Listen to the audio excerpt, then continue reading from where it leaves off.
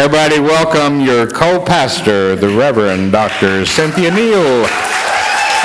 Good morning, everybody.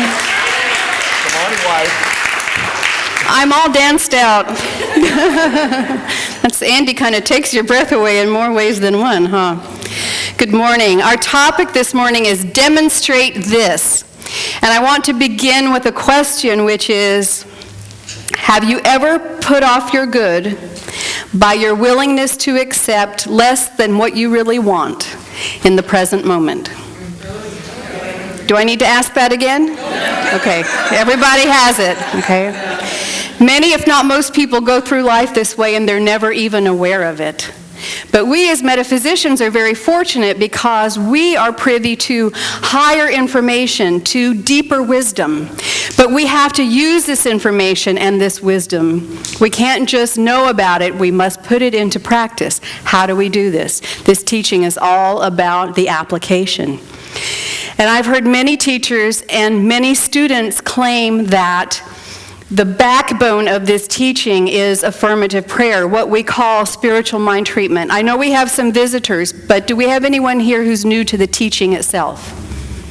Oh, good. You made my work a lot easier. This is great. So I don't have to explain treatment. We all know what that is.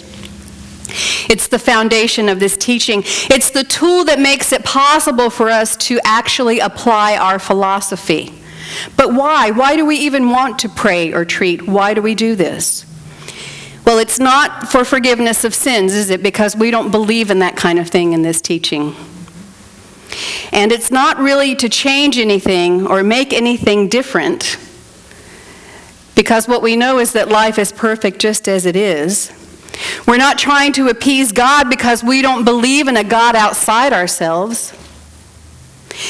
And we're not talking to somebody way off somewhere in hopes that they'll hear us and have pity on us and give us something. It's nothing like that. Why do we as metaphysicians use affirmative prayer? Well, the answer is very simple. To get a demonstration. And since no one here is new to the teaching, I don't even have to explain what a demonstration is, do I? It's what we call the fulfillment of a prayer. Here's another question for you. When do we want this demonstration? Okay. Excellent. This is a very good class. So not yesterday or last month, because that's already gone. It would be impossible, and not in the future, but right here and right now without delay.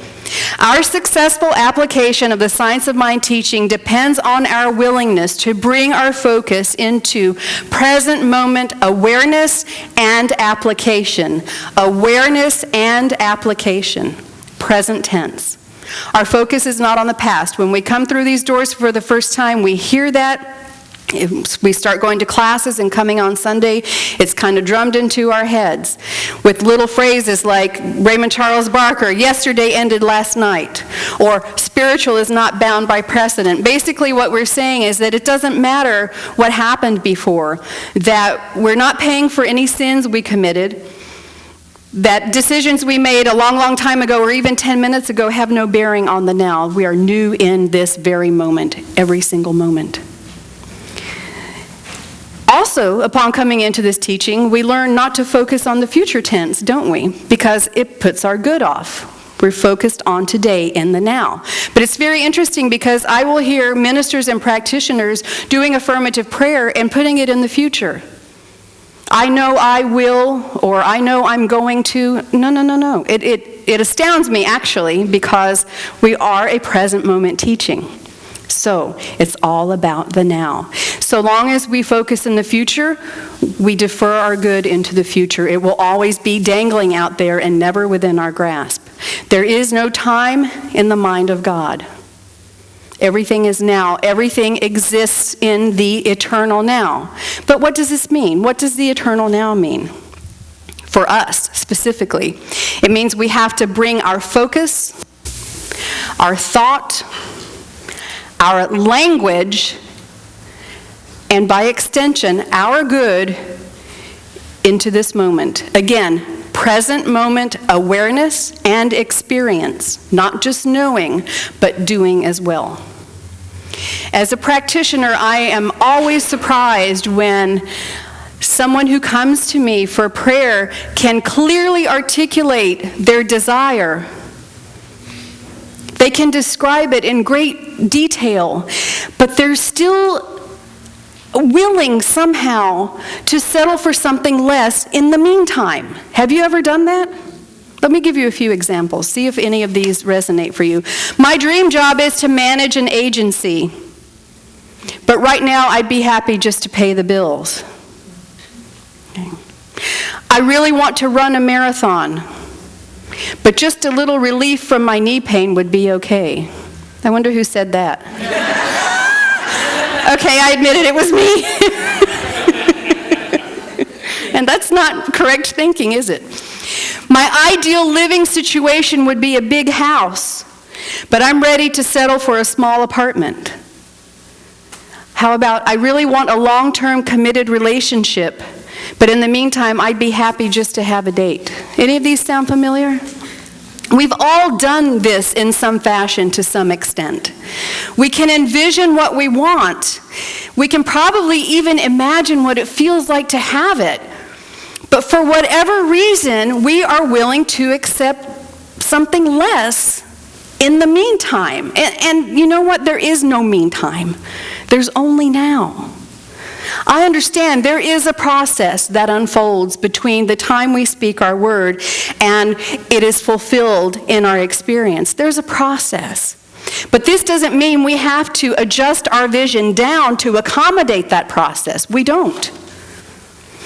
I'm currently working with someone as her practitioner in the area of career, and I have her permission to share her story, but not her identity. So I'll keep her confidential. She's been working for a company for over 20 years, and they're closing their doors because of economic hardship, and we're seeing a lot of that these days, aren't we? But she's looking for another job, and this woman is brilliant. She's educated, she's capable, she's experienced, she's talented. It won't be a problem at all for her to get another job. But here's the catch. She wants a change. She wants to do something creative now. So I've been working with her, but this is what she said to me. Here's what I'm going to do. I'm going to fill out applications and get an accounting position because I know that will be easy, and then I'll take my time and look for something creative. Now, I would be a terrible practitioner if I said okay. So I just had to ask her. I said, what do you really want? What do you really, really want? And she thought about it and she said, what I really want is to shift into a creative field of work. And I said, if you want this, demonstrate this. Don't bother demonstrating something else. Demonstrate this. What are some of the things you have demonstrated in the meantime that weren't really the big thing you wanted?